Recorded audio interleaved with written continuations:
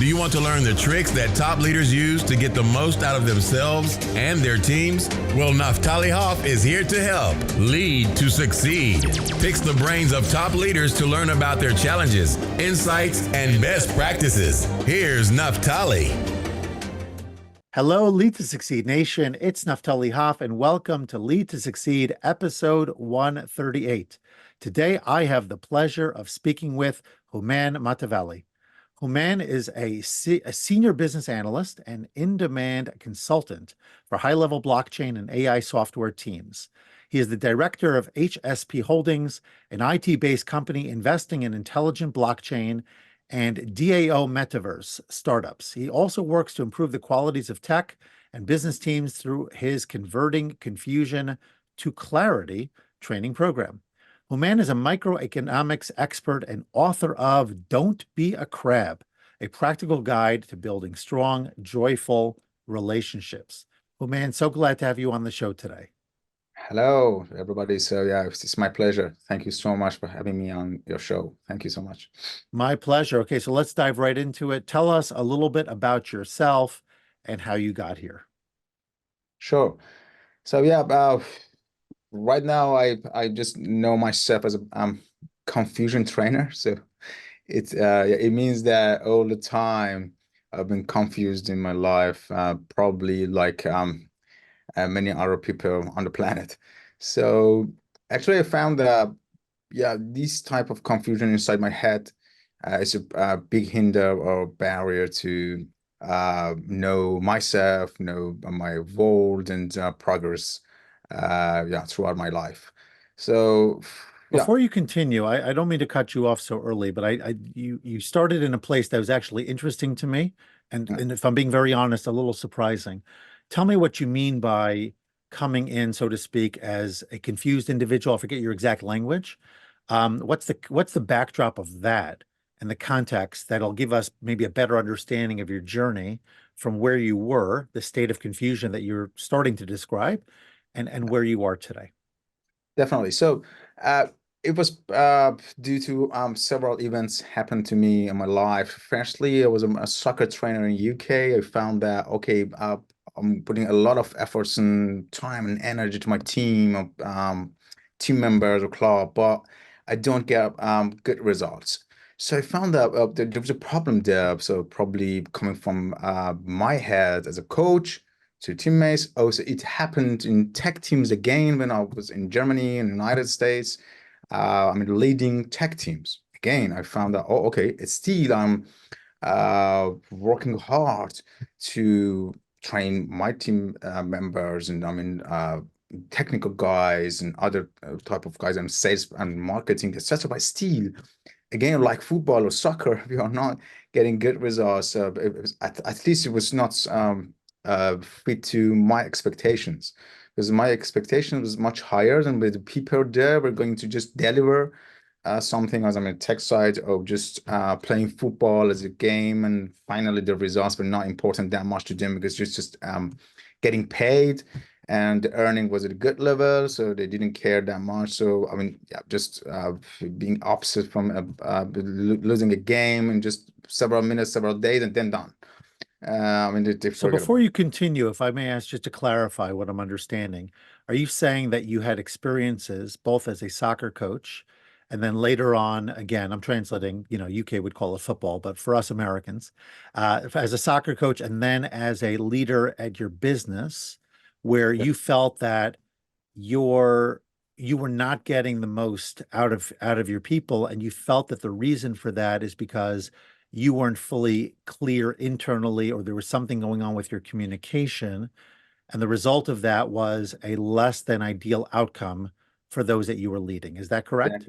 Exactly. Both type of teams, in tech and soccer and sports and high tech, I found that there is a problem, an issue in communication, in clarity, and it seems that we are not on the same page. Sometimes we are just pretending that we are on the same page, but it's not true.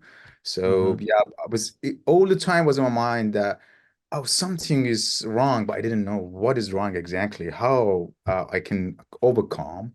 So finally, another event came to me, and my father called me when I was away, and he told me that, oh, I feel so bad. I feel I'm dying, and we just said, okay, I'll get back in 2 weeks, and we'll find a solution. But the day after he died, and I would just found myself guilty in this regard. I was just in a hectic day and just answered the phone and said, "Oh, okay, I'll get back to you later." So no worries.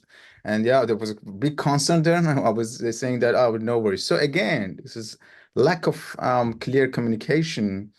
So I mean, put a lot of pressure on me. And that time is after 3 days, 3 months, and 3 years, I found out, okay, it's still I'm considering myself as a guilty guy, and why these internal conversations inside my head are not stopped. So all the time, and soccer and high tech, in my father's case, they are running there, and I cannot find any solution to that. So finally, How far back are we going with all of it's this? something Like like 1 decade ago. a decade So ago. a decade ago is something like 9, 10 years ago. Yeah. So yeah, finally I got stuck, and nobody could help me. I mean, no therapist could help me, and yeah, nobody. I mean, any types of doctors, so therapists. So I found out, okay, I have to do something for myself. I'm getting crazy. So I just started to write down what's going on my head, all the conversations. It was so difficult to trace them because it's really speedy. I read in my book that it's just 1 hour of lecture or speech with United States president.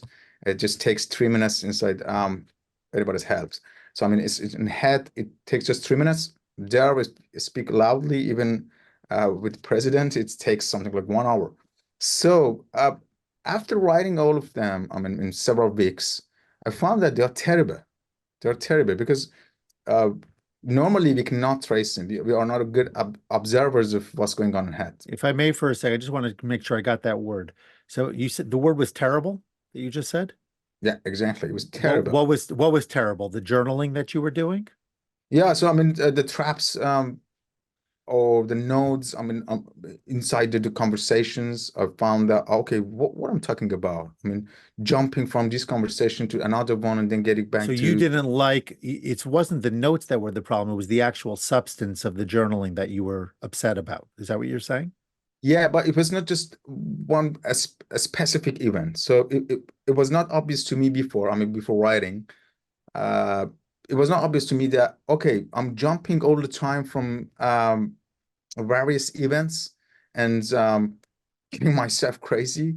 And finally, I cannot find any solution to any of them because even communication to myself is not clear. Mostly, I'm Mm-hmm. making myself more confused. So Mm-hmm. this type of confusion, it was getting more and more, getting worse. It was not, I mean, it's not just about not finding a solution. It was just getting worse. It's like a cancer every day or maybe every minute. So yeah, I just showed it to a friend, a very close friend. So they said, I didn't tell him that it's my internal conversations. Just said, well, okay, it's I have received such a thing from a client or something like that. What do you think? He said, okay, what's that? What's this? Uh, Crap. So these guys should go to therapist directly. It's mad and To a crazy. therapist. Yeah, to a therapist or something like that. Or Mm-hmm. but Mm-hmm. he knew me as a very normal guy, but he didn't know that what's going on in my head, which is not normal. It's definitely abnormal. Just out of curiosity, before we continue, because I want to drill down, if I may, on one thing. So when you're working with these groups, whether it's your soccer team or your professional team, did anyone tell you that they were having a hard time following your instructions, that they found you to be, let's call it, all over the place or disjointed? Were you getting such feedback? It was my plan to share with you that when I started to talk to them privately, I found that it's not just about my clarity. I mean, it's not about the communication between me and them, or even between themselves. They had a lot of tricks. For example, under 23 teams, they had much more tricks than under 13. So they were Did you say much more. tricks? Yeah, so they had found that so they can play some tricks with their manager, head coach club, and uh, we started to talk privately, I found that okay, even they are thinking about their teammates differently from what they are showing. So okay, it was not just about such a communication between us. Out of our minds. So I found that even in their heads or minds, they are nurturing something that is dangerous for the team or club, everything. So, for example, I found that a guy or player is he hated from another player, but never we found it. So we just been when we uh, started to talk privately as a close friend, not a manager or head coach. He disclosed that, yeah, all the time he was thinking about another midfielder or something like a striker that, oh, this guy should not go ahead or progress. I have to stop it because I hate him. I was never. Are you attributing that dynamic to you as well, or are we only focusing for the time being on the issue between, let's say, you yourself, as well as you and the ones that you lead? Yeah, I mean that it was coming from my mind, and then it goes to communication. It was in their minds also. I mean, lack of communication with themselves. So But are uh, you attributing that to you, or are you feeling that that's something completely unrelated? no, it was not only related to me. I mean, to all the minds, all the heads. I mean, connected to each other. And the barrier or problem was something like wired to everybody or all the guys or teams, and it's not. But just before that, yeah, I was thinking that it's because of me as a manager. So it's because of my mind or the lack of clarity in my wording, communication, etc. But then I found that all other guys also have confused or confusing minds or heads, and what they are uh, right now, they are the stories they are telling themselves, like me. I am the stories or the product of the stories I'm telling myself. So I found out, okay, there is a problem inside heads. Yeah, I started to work on inner voice. It's inner voice, and I just named it the roommate. And I found the problem of most of uh, issues we are facing daily is this inner voice. And for yeah, Homo sapiens has such a such an advanced inner voice thousands of years ago. It was not advanced that much. So initial humankind could not talk to himself that much. So because of lack of experiences, and now with all the experiences throughout the history, we have a very advanced mechanism in our heads. It could talk to us nonstop and so fast. So how do you use what you've learned with regards to this inner voice in your day-to-day work? How do you utilize it for your own, let's call it self-development and self-awareness? And how do you use it to ensure that you're getting the most out of the people that you work with in terms of both your communication and also understanding their minds and their dynamics? Yeah, definitely. So yeah, the subtitle of my book is about relationships. I found that this inner voice is ruining also my relationships, and the ones are good right now would not last that much or long, and also they are not robust and or strong. So I found that yeah, I have to be a very good observer of my internal conversations. So the first, I devised a system, and I just shared with others through my book. So the first, it's a 6 levels. The first level is a observer. I have a lot of exercises in this regard, how we can become a very good observer of our internal conversations. And number 2 is analyzer. So we cannot analyze what's going on before being a very good observer. And with 6 perspectives in the book, I just yeah, devise a system to be a good observer, and then analyzer, and then distinguisher. And level 3 is distinguisher. So how we can distinguish who is talking there? I'm the listener, I'm the speaker. Because his roommate is talking to me non-stop. So who is the listener, who is the speaker, and what's offering? So mostly it's going to protect me when it's not necessary to protect. Yeah. So I'm into blaming others or blaming institutes or banks or governments, etc. when I cannot helping anybody in the world. So I'm just blaming, and it was just something negative in my mind. So yeah, distinguishing or level 3 distinguisher is very important, and we can distinguish what's going on between the listener or speaker in our mind, because this mechanism is not me, it's part of me. But normally, because it's very close to me, I think that it's me. I mean, offering myself something that like blaming others or blaming myself.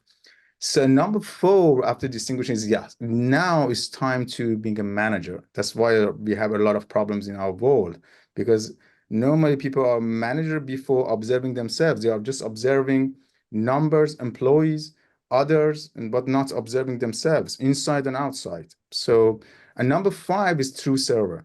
So right now I'm working, also my book is offering a lot of ways to be a true server. And then number 6 or level 6 is alchemist. So alchemist is, yeah, definitely who is going to change or is able to change a chemistry of something. But yeah, I'm not at that level, definitely, but I'm just as a true server, or trying my best to be a true server. And it's done through 6 perspectives. I will share with you what those 6 perspectives. Yeah. Okay, so before we dive into any of that detail, I'm just curious, of those 6 levels that you just detailed, where would you say, based on your research, most people currently are? And what is one piece of advice relating to where they are versus where they could be that Yeah. would help them advance along the path that you've just laid out? Sure, definitely. Very good question. So I think most of people, when I say most of people, I mean more than 95. It's not about the percentage, because I don't know a percentage, but I just, due to my experiences with trainees in training program, etc. Yeah, they are even not, we are not even observer, because normally we don't have any of those 6 perspectives in my system. I mean, Observer is level 1, now, yeah, observer is level 1, and and people how aren't even at level 1 is what you're saying. definitely, because observe, it doesn't mean that observing the world outside of us. So I mean, Observing within yourself, your own yeah, inner dialogue. exactly. The first perspective is inner. I mean, nobody is tracing. Inner conversations. I mean, just listening to what is offering, not tracing what is exactly done there. Number 2 is outer. Normally, nobody could observe himself or herself from outside. So, I mean, physically, it's I not understand. just mentally. Yeah.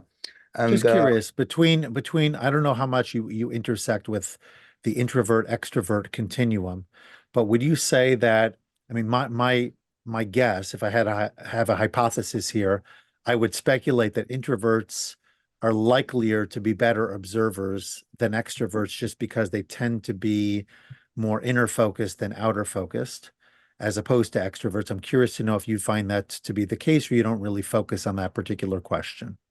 very nice points. But yes, it could be the case. But my point is that all those perspectives, 6 months, should be taken in every specific moment, not just sometimes. Yeah. So inner, outer, situational. When we say situational, so we are considering all the players of the situation, not just myself as a center of the situation. Because normally we take ourselves as a center of the world, center of the situation, all the informations or feeders. I mean, coming through our 5 senses or 5+1 senses, and we are the center. That's why we make a lot of mistakes. So inner, outer, situational, out of situation. So when yeah, I have written in my book that when we say out of situation, in every specific moment, we should check out of this situation that many, and in many other situations or places across the world, there's something happening like this situation. Yeah. So, but normally we do that in other ways. We say that, okay, our situation is exclusive, or something is very special, but normally it's not. And number 5 also is historical. 100 billion people have died throughout the history. 100 billion. So all of them had same ambitions, same dreams, same problems, but normally at a specific moment we don't consider that. But yeah, if somebody asks me, do you know that 100 billion have died and your problems are nothing that much? Yes, I know that, but after 5 minutes I just forget about it and just in a specific situation again I am the center. Yeah. And number six, and the final one, is universal. Our size to the universe is nothing. But again, in a specific moment, I feel that, oh, I am a very important guy, and nobody should offend me, and nobody should, pushing me back, etc. So all those six perspectives at the specific moment just could be, achieved by a lot of exercises throughout life. Yeah. Yeah, so I do want to talk to you about that because it sounds, on the one hand, it sounds fascinating. Actually, I would say in my own personal faith, and let's call it the philosophical framework around let's call it Orthodox Judaism.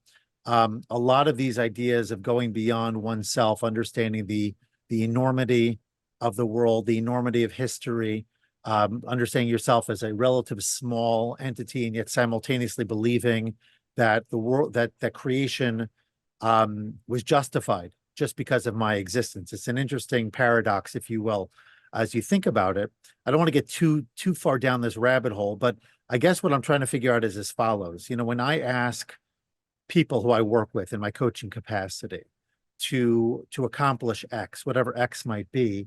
And so I want them, for the most part, to develop habits, because when people have to think every single time about all these various things simultaneously, I find that they're unable to do so, unwilling, unable to do so. It becomes too much. And then they wind up really doing nothing because they find it to be too overwhelming a process.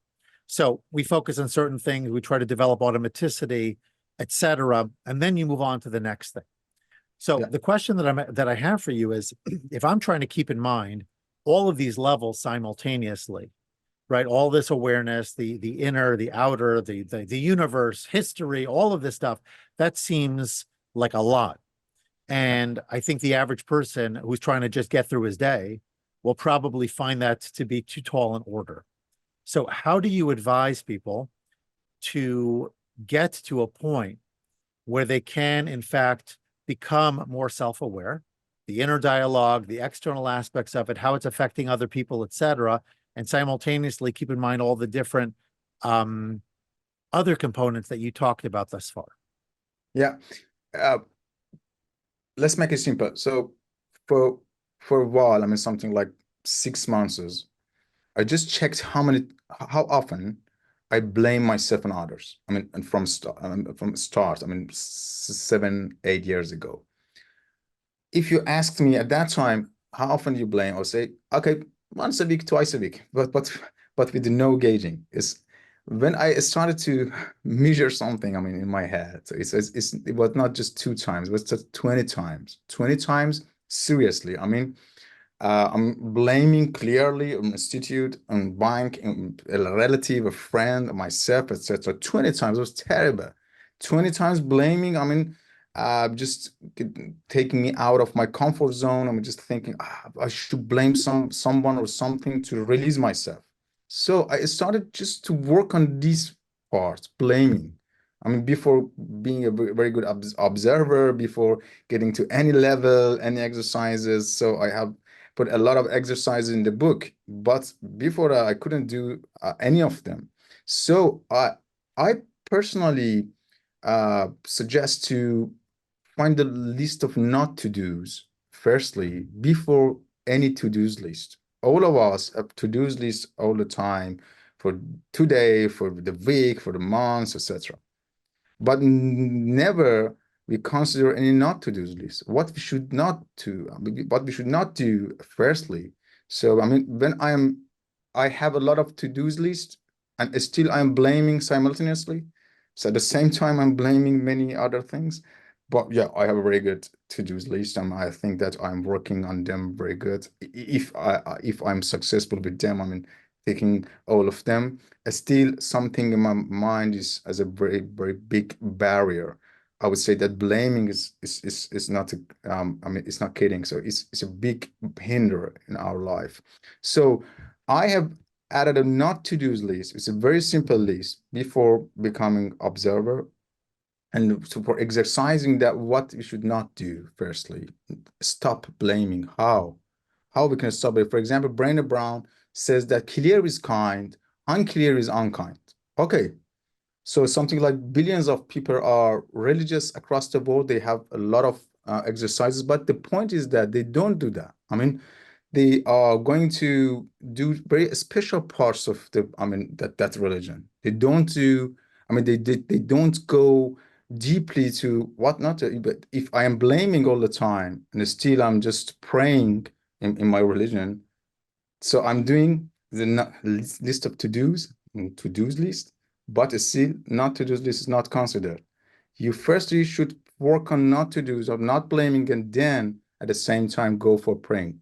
So because our world is something like 5 billion, 6 billion of people, I mean, connected to their religion, because they need some frames. They need some frames to follow. But mostly, again, mostly it's to-dos list. So yeah, I have offered a not to-dos list in my book. It's so helpful. And starting from and number 0, don't act, don't react. In most of cases, we don't need to act or react, but we do that. Number 1 is stop blaming. So stop reacting, stop acting. So a lot of exercises there, I mean, they are simple, not going to, I mean, directly for high road. Yeah. Okay, awesome. So before we wrap up this segment, I ask all of my guests for the same question, because frankly, people who are successful often appear to be ready-made, often appear to have figured it all out. You've been very vulnerable in this conversation. You've obviously shared that you didn't have it all figured out. Most of us do not. But in retrospect, what would you say was the biggest mistake that you have made, either personally or professionally, and how has that set you up for future success? Yeah, I think all the time, all my life, even with 3 years ago, I mean, up to 3 years ago, 5 years ago, it was just underestimating the power of my inner voice. I was all the time, I was seeing the world through my feeders, and all the time I'm just blaming out of myself. I'm not tracing that power inside my head. My mistake was that, okay, all the time I was listening to podcasts or watching videos regarding brain, regarding humankind, how it works, I mean, our physics, our body, our physiology, but never I took it seriously that this brain or mechanism as an inner voice is much more powerful, or it's much more affection that I had assumed.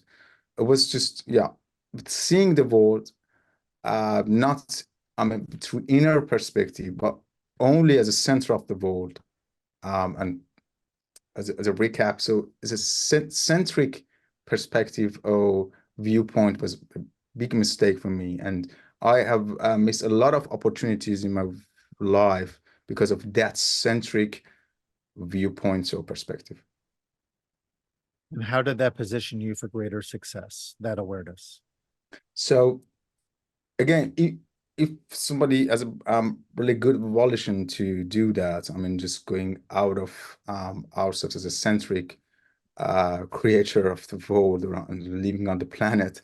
So just those even initial perspectives as inner outer would work perfectly to remove our fears, remove 10+1 fears in the book or so. So how we can remove them is just going out of ourselves and checking ourselves in inner and outer. And finally, you would remove that centric perspective or viewpoint. We are not the center of the world. And those even initial perspectives would help in this regard a lot.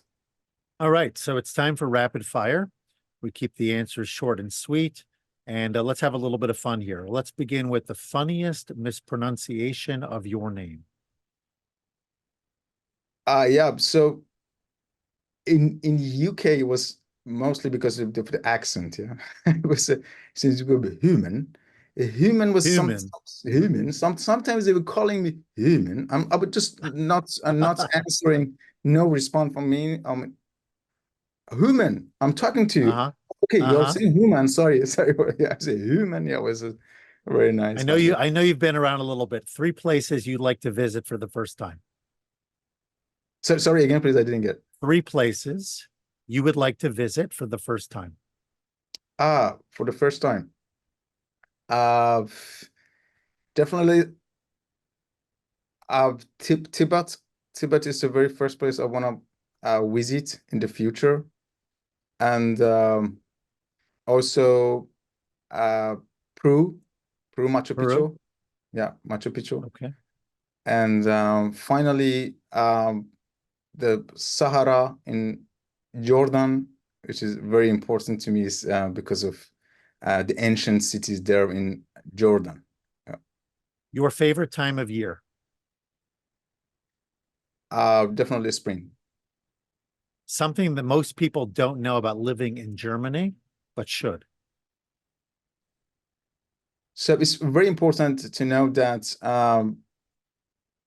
there are very direct or direct people, as they say, direct people.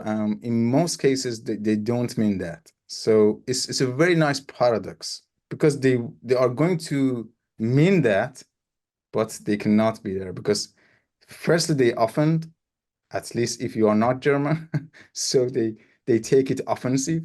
So their purpose is not dumb and it's not working for foreigners because yeah, they know each other that when they are talking to each other directly, I mean something somehow offensive.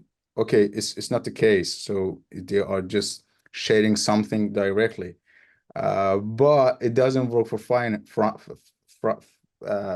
strangers Your or favorite foreigners. athlete. My favorite athlete is yeah, definitely Michael Jordan. Okay. A quote that you live by or think about often. Again, please, sorry. A quote that you live by or think about often. It's from um, Werner Erhard. He says that normally we go wrong ways. We have to space to people's trash and deal with their qualities. But normally we do conversely. And finally, a productivity tip that helps you to get more done. A tip for productivity. So mostly focus on your internal conversations much more than what is you're seeing happening outside of yourself. Yeah. Okay. And leave us, please. Well, actually, tell us where people can find you, where they can learn more about your work and connect with you. Sure. All I have done in my life is on my link tree. So my book, my interviews, my all the professional projects, etc. On my link tree, or link.tree slash Hooman Motevalli. Okay. We'll put that in the show notes. All right. So please, before we go, Hooman, leave us with one final life lesson. So to me, inner voice is a very good wording all the time. I mean, just reminding myself all the time, hey, again, inner voice. And when I'm going to start something on a project or communication or a conversation or any type of relationships, I just reminding myself that, hey, just be careful. Just trace your inner voice because mostly it's offering, suggesting something that's wrong. Why is wrong? Because its mission is protecting me from hazards or perils, but normally there is no danger outside. Normally. So in 97%, for example, there's no danger outside. So it offers wrong ones. That's the inner voice is a very important phrase we have to consider, I would say. Okay. Awesome. Yeah. I think it's important. Oftentimes that inner voice is not as clear a guide or tends to scare us away from things we should be pursuing. So thank you for that. Thank you for this entire conversation. It's been a pleasure.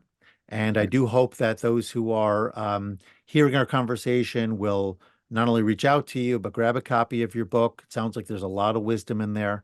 and just wishing you a lot of continued success as you share your story, your journey, and what you've learned from it to others or with others. Thank you so much for having me here. So hopefully I will be a true server in my life in the near future. Awesome. Have a great day. Yeah, you too. Thank you so much. Thanks so much for listening to this episode and for investing in yourself so that you can lead to succeed. Before you go, don't forget to subscribe, rate, and review the show. Your feedback gives the show more social proof and encourages more folks to listen.